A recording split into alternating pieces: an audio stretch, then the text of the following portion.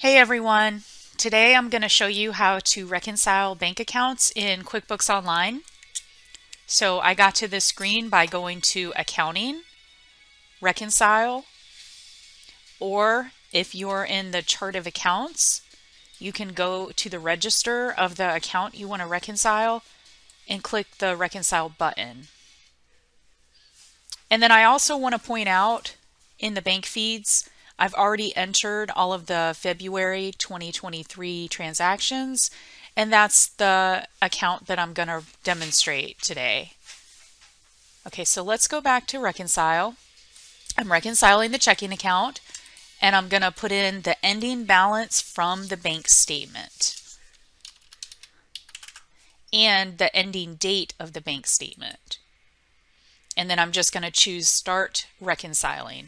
There is a demonstration video also in QuickBooks if you want to watch that as well.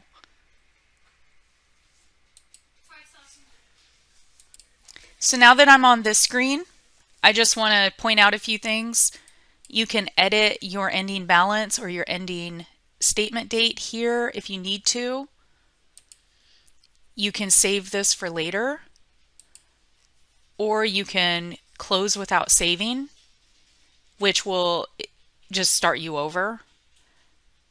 And then you can also click Finish Now, but you need to wait till you have a 0 difference right here. And then basically, I just want to point out that there's some items already checked. These are transactions that I entered in the bank feeds. And you can see there's a little button that tells me that, or a little square. And then it, like I said, it's pre-checked. So basically what I would do is just go through my bank statement and check off anything that's on my bank statement.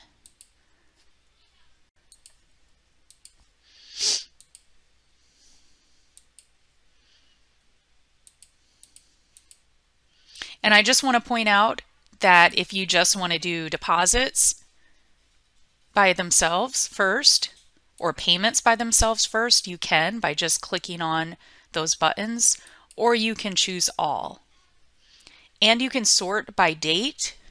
It automatically sorts by transaction date, but you can change that if you want to sort by cleared date. These are the dates they cleared in the bank feeds. Or you can sort by payment amount.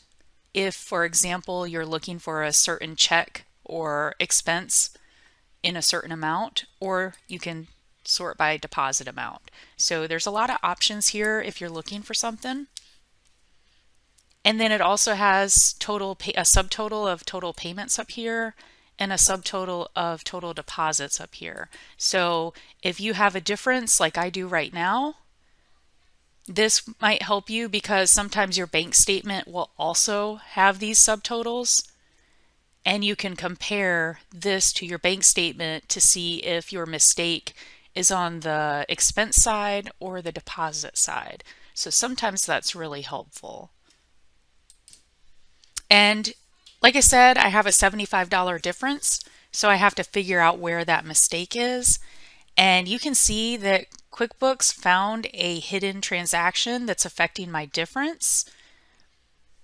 So I can click on Show the Hidden Transaction and try to figure out what that was. And it looks like it's showing this March transaction that cleared in February. So I obviously made a mistake there. I must have matched a February transaction in the bank feeds to a March expense that I had in QuickBooks. So all I have to do is click on this from here and edit it. And I can change the date in here. I think it was February 26th. And now my dates match. Okay. And then also another thing that I noticed is I have what looks like it might be a duplicate.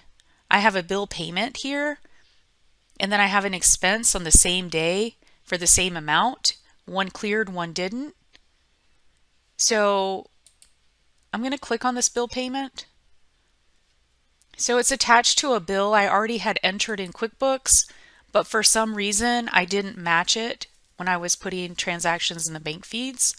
And there could be a lot of reasons that happened. Maybe this bill payment was added in QuickBooks after I had already put in the expense from the bank feeds. So basically I want to remove one of these so that my accounts are in balance and I don't have this extra expense in here. So I want to delete the expense because the bill payment, let's just assume I have more information on that. I'm not sure just what happened to my screen just then, but it went black. I don't know if that was in the video or not, but I'm sorry about that if it was. But basically, I want to delete one of these expenses. I'm going to delete the one that I added in the bank feeds.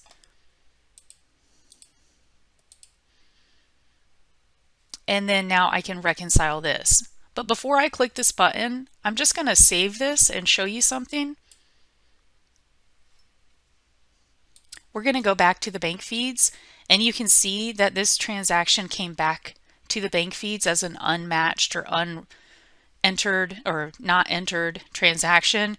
So now it is allowing me to match it to that correct bill payment. So I'm going to match it here, and then I'm going to go back to my reconciliation. And you can see that it auto checked that one transaction that I had missed before. So I just wanted to point that out because if you do remove any transactions from the screen, it is going to put it back on that bank feeds screen. So I could have deleted it and went ahead and finished my reconciliation by just checking this box myself, but then I would have had to go back to the bank feeds and exclude it there. So it was just, I just like to have things clean and not have outstanding things if possible. So that's why I went ahead and went back to the other screen and did that. And I do have another video on entering transactions in the bank feeds if you want to watch that as well. I'll put a link to that in the description. And then just another tip, if you have any other item, or if you have any other items, if there's a difference here and you didn't easily find it, then I would recommend going through your bank statement item by item, maybe rechecking, maybe taking all the checks off. Like I can unselect all of those items if I want to and start over, or I can choose close without saving and start over. I try not to start completely over if possible, but sometimes it just happens and I can't find my mistake.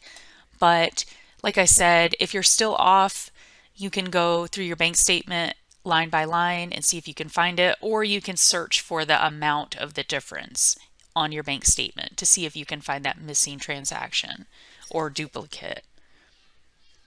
But otherwise, everything looks good here. It's reconciled, so I can just choose to finish now.